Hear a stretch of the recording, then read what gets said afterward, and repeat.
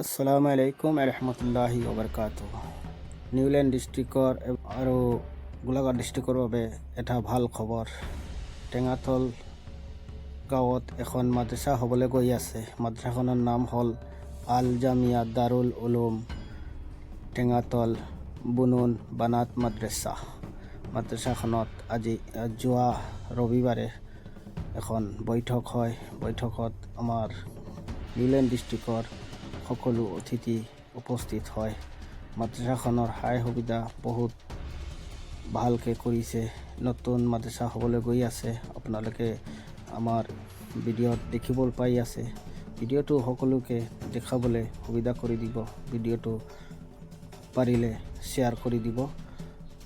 চাওক, মাদ্ৰাছাখন এতিয়া নতুন হ'বলৈ গৈ আছে। আমাৰ নিউল্যান্ড ডিষ্ট্ৰিক্টৰ আৰু গোলাঘাট ডিষ্ট্ৰিক্টৰ সকলো মান্যগণ্য ব্যক্তিবিলাক আহি উপস্থিত হৈছে যোৱা দেওবাৰে এই বৈঠকখন হয়। আৰু আপোনালোকে এতিয়া দেখিব পাৰিছে যে সকলো মান্যগণ্য ব্যক্তিবিলাক আহি উপস্থিত হৈছে। তো এতিয়া আপোনালোকে বক্তব্যবিলাকো শুনিব পাৰিব তেখেতৰ। আপোনালোকে বক্তব্যবিলাক শুনক। আসসালামু আলাইকুম ৰহমতুল্লাহ বৰকাত।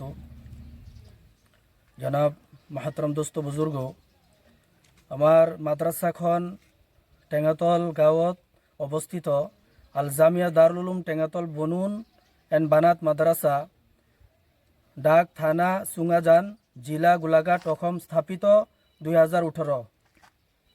আপোনালোকে জানি নিশ্চয় আনন্দিত হ'ব যে আপোনালোকৰ ধনশিৰি মহকুমাৰ আল জামিয়া দাৰুল উলুম টেঙাতল বনুন ও বানাত মাদ্ৰাসাখন তৰক্কি বোৰ্ডৰ অন্তৰ্ভুক্ত কৰি ছোৱালী শাখা বানাত দিনিয়াতৰ পৰা দাউৰা হাদিছলৈকে আৰু ল'ৰা শাখা হাফিজি ও খাৰিজি দিনিয়াতৰ পৰা আৰবী দমলৈকে খোলাৰ ব্যৱস্থা কৰা হৈছে।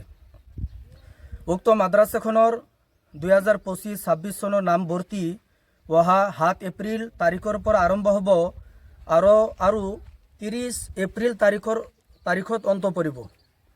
বিশেষ সুবিধাসমূহ: অৰ্হতা সম্পন্ন শিক্ষকৰ দ্বাৰা পাঠদান। 2 নম্বৰ, বানাত দিনিয়াতৰ পৰা দাউৰা হাদিছলৈকে।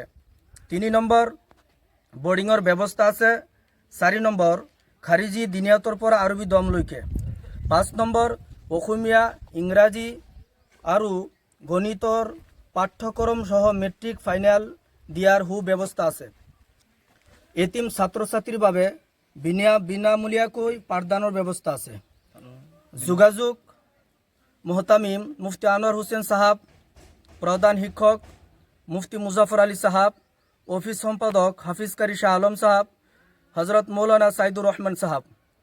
নতুন ছাত্র ছাত্রীর ভাবে ভর্তি মাসুল 2000 টাকা আৰু পুৰণা ছাত্ৰী ছাত্ৰীৰ বাবে ভৰ্তি মাসুল 15 টাকা।